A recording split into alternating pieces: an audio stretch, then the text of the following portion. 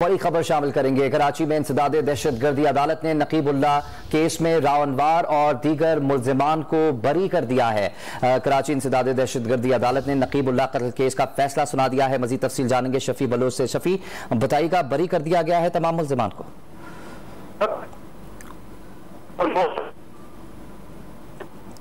कराची इंसदादे दहशतगर्दी अदालत ने नकीबुल्लाह कत्ल केस में राव अनवार और दीगर मुल्जिमान को बरी कर दिया है। साबिक SSP मलिर, राव अनवार और दीगर मुल्जिमान बरी करार दिए गए हैं। कराची इंसदादे दहशतगर्दी अदालत ने नकीबुल्लाह कत्ल केस का फैसला आज सुनाना था, जो कि सामने आ चुका है। राव अनवार और दीगर मुल्जिमान को बरी कर दिया गया है।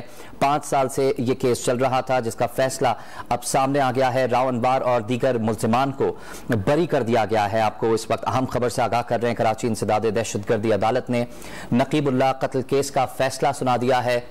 साबिक SSP मलिर, राव अनवार और दीगर मुल्जिमान बरी कर दिए गए हैं। शफी बलोच से मजीद तफसील जानेंगे। शफी बताइएगा, क्या तफसीलात हैं?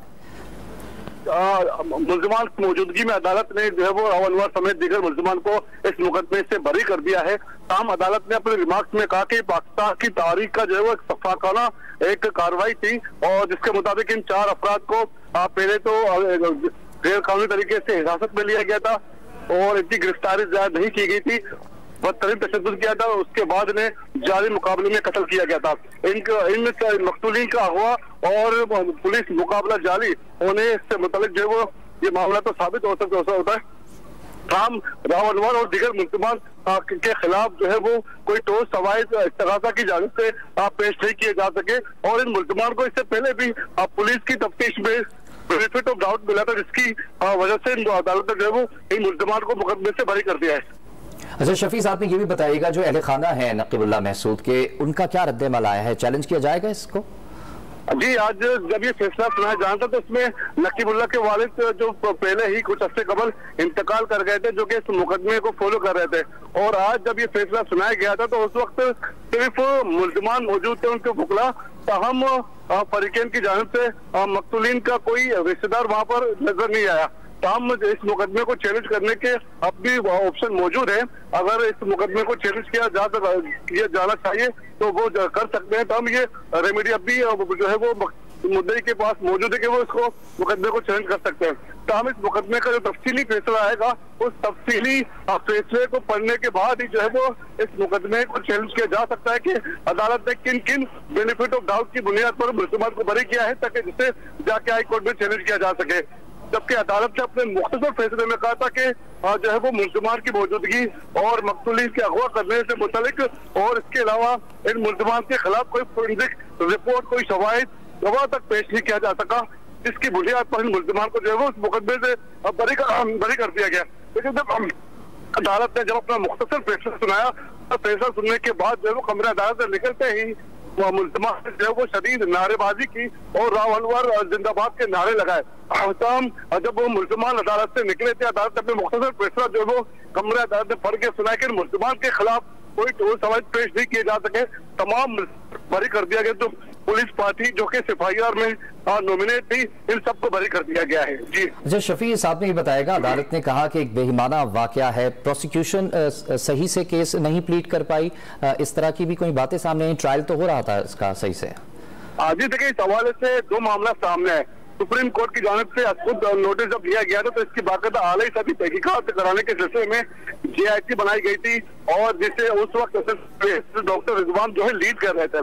लेकिन उस JIT में बाकायदा राव अनवार समेत तमाम मुल्जिमान को उसमें मुलव्विस करार दिया गया था। शवाहिद की बाकायदा निशानदेही की गई थी कि गवाहों के बयान भी रिकॉर्ड कराए गए थे। लेकिन ताहम जब ट्रायल कोर्ट में तफ्तीश अफसर की जानिब से जो रिपोर्ट पेश की गई थी, जिस अदालत में मुकदमे का चालान पेश किया गया था, उसमें मेन जो रिपोर्ट से मेन जो मुल्जिम थे राव अनवार, उनकी मौजूदगी साबित नहीं की जा सकी थी पुलिस की रिपोर्ट में, और उसी रिपोर्ट पर ही जो वो सिर्फ इसकी बुनियाद पर यह फैसला जारी किया गया।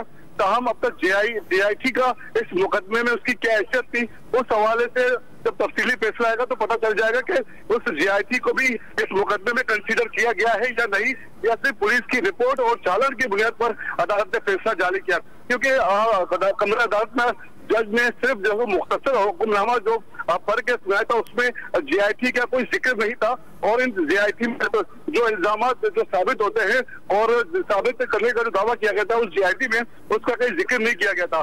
तो हम इसके अलावा जो जियो फोरेंसिक के से मुताबिक जो गवाह को तलब किया गया था और इसके अलावा किन गवाहों ने जो है वो अपने जो गवाही वापस चलने की दरख्वास्त जो दी थी, जो इसके अलावा जो तस्वीर गवाह थे उनके बयान रिकॉर्ड कराए गए थे। जब तफसीली जब हुक्मनामा आएगा उस पर ये मामला बिल्कुल वाज़ेह हो जाएगा।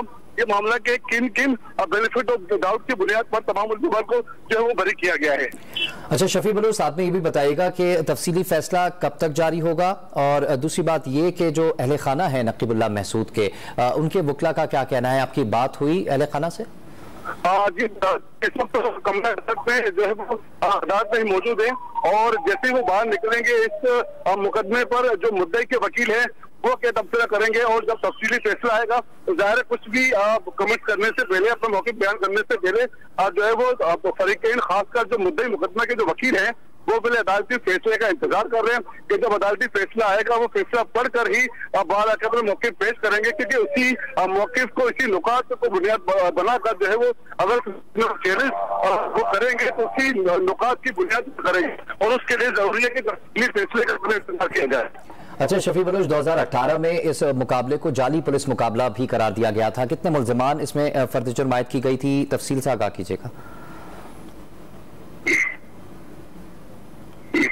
इंसदाद दहशतगर्दी अदालत ने नकीबुल्लाह कत्ल केस में राव अनवार और दीगर मुल्जिमान को बरी कर दिया है। आपको बताते चलें कि नकीबुल्लाह कत्ल केस का फैसला 5 साल बाद सुनाया गया है। साबिक SSP मलीर, राव अनवार और दीगर मुल्जिमान को बरी कर दिया गया है। नकीबुल्लाह कत्ल केस 2018 में जाली पुलिस मुकाबले में कत्ल किया गया था।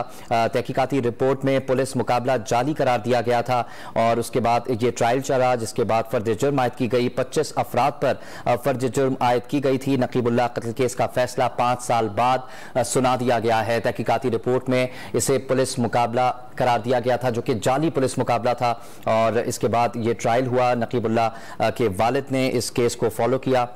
शफी बलोच हमें तफसीलात से आगाह कर रहे हैं। शफी, आप बता रहे थे कि 5 साल पहले ये केस शुरू हुआ था 2018 में। किस किस पर फर्द जुर्म आयद की गई थी? कितने मुल्जिमान थे? जी, सबसे पहले जब ये वाक़या हुआ था, इसकी जब 2013 जनवरी को इसकी FIR दादी गई थी, उसके मुताबिक मसूलिन को जो है वो करदम तंजीम का दहशतगर्द करार देकर इनकी मुकाबले में इलाके से मुताबिक जो है वो FIR दाखिल गई थी। उसमें इन मसूलिन को जो है वो दहशतगर्द करार दिया गया था। लेकिन जब इस मामले की अक्सर जो है वो तहकीकात की गई और काउंटर FIR दाखिल गई थी जिसमें CIT तश्कील दी गई थी और आला सतही से तहकीकात शुरू की गई थी। उसमें ये मुकाबला जाली करार दिया गया था और इन तमाम पुलिस अफसरान, पुलिस पार्टी और उस वक्त के SSP मलीर राव अनवार को भी उस FIR में नामजद किया गया था और उसमें ये कहा गया था कि राव अनवार की ईमा पर जो है पुलिस पार्टी ने इन 4